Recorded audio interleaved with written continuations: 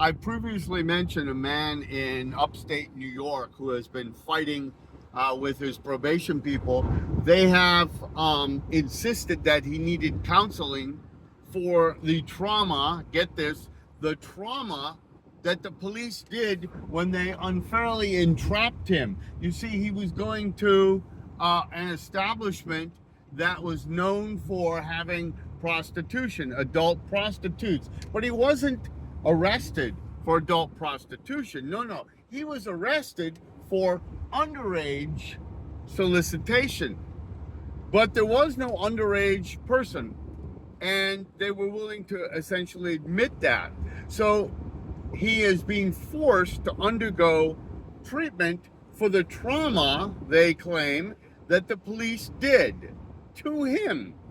And when he said, that's not my issue, it's the fact that I was arrested and so forth, and you're ruining my life and preventing me from seeing my own children, etc. And he fought them on that.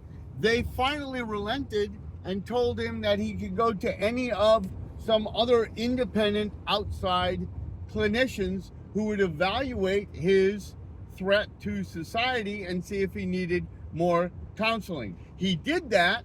He went to the very ones they suggested, and when these clinicians said, no, I don't think you need any treatment, you don't have depressive tendencies or anything of the sort, and requested more information from the probation officers, the probation officers ignored the clinicians that they had authorized this man to go to, and then later threatened him to take him to court if he didn't then go to the clinician they wanted, who would give them the result they wanted.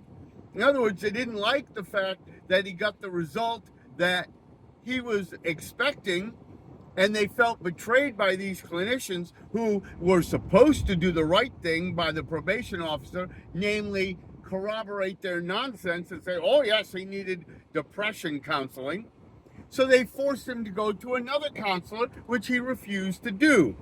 Instead, they cited him for failure to obey any and all instructions, even though he had obeyed them, and they were punishing him for getting a result the probation officer didn't expect.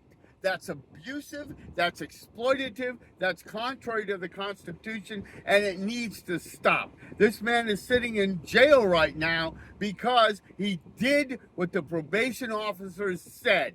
And because they didn't get what their petty little attitudes wanted, they punished this man instead with jail.